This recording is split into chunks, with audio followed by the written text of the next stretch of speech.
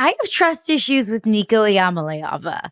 And maybe it's not fair because he's not, cashing social security checks like some other quarterbacks that we see in college football. Like he's actually he's 19, 20 years old. Like that's a normal age for a college quarterback. He is not 30 years old.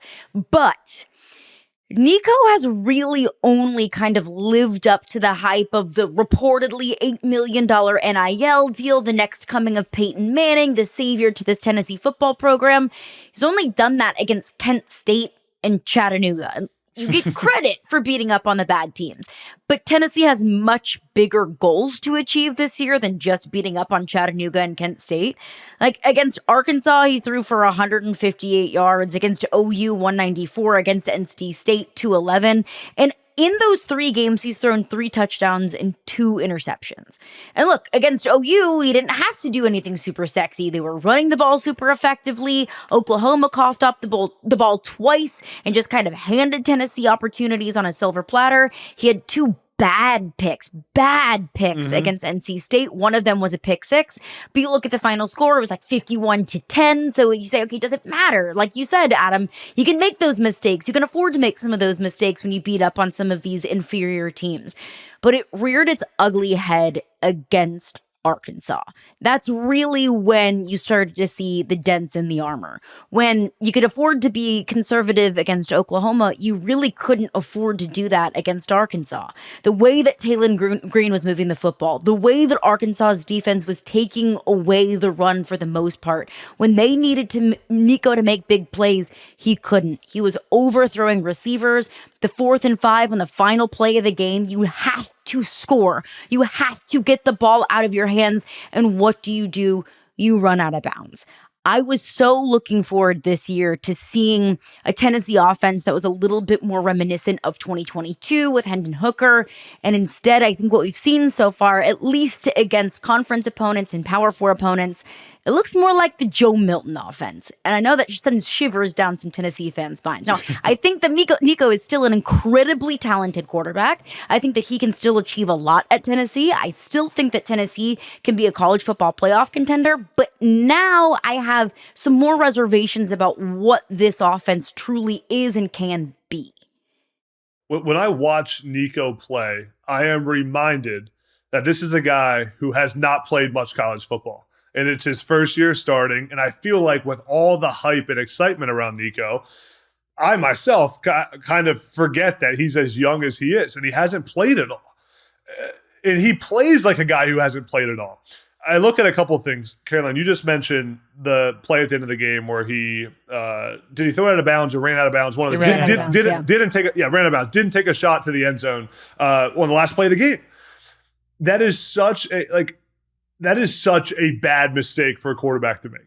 Like, it's like one of the cardinal sins.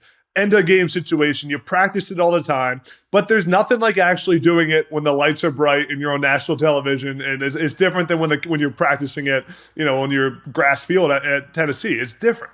So he kind of folded under that moment. And then I see a guy that takes way too many sacks. I mean, I think he took like 8 or 9 sacks in the last 2 games.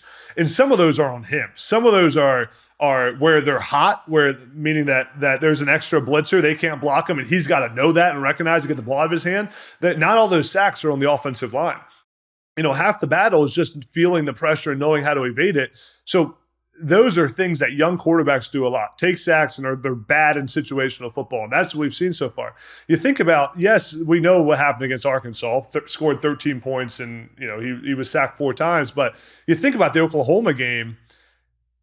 He didn't play very well against Oklahoma. There wasn't much dynamic offense against Oklahoma, and we also have trust issues with Oklahoma. So, that wasn't a great showing. So, Nico just needs to play more football. He's going to have a great career and be extremely talented. But for the same reason that I am high and still believe in Oregon, is the same reason I'm nervous about Tennessee, because they have a quarterback that hasn't played any football, that doesn't know what it's like when the lights are bright, and hasn't played through a whole season and keeps making these young mistakes, Fitz. So I talked to a couple of people, that I trust as we broke some film down on Nico this weekend. And I think what's really interesting is the 2 things that I heard from different people. Trust what you know and trust what you see. 2 important things for a quarterback. So pre-snap, trust what you know. What do you see the defense doing? What do you know that means? trust what you see once the routes develop, throw the ball. Don't wait till they're open, throw them open.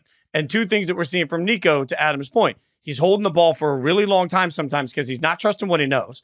And then he's throwing the ball late. And a lot of these balls that we see that are a little late and they're a little high because he's trying to throw over, that it's just creating mistakes. I honestly think that's where, Adam, you're right. Like, game reps are going to matter for him. Like, there is a game speed situation that I really, truly believe has to happen for Nico. And that's part of the reason that, especially if you're Tennessee, knowing that, Caroline, you made a great point, their goals are not even just to make the playoffs. Their goal is not to be competitive in the SEC. I think this Tennessee team, as I've said repeatedly, has a real shot at being a national champion contender. If you're going to get there, you're going to get into single elimination games. When you get to that situation in the playoffs, Nico's got to have better trust in what he knows and what he sees so that he can actually execute some of these things on time. I think the offensive line gets a little bit of a bad rap on some of these sacks because his drop back depth is too high sometimes. He's waiting too long to throw the ball. Like, he's putting the offense in a bad situation. So I think that normalizes, but man, they got to get some momentum for him, especially when you look at some of the games coming up. Like,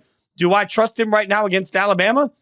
I don't know. Like, that's a heavy lift for him. And I do trust Josh Heupel, though. And that's the other part of this. Like, Heupel's done a really good job his entire career of getting the most out of quarterbacks.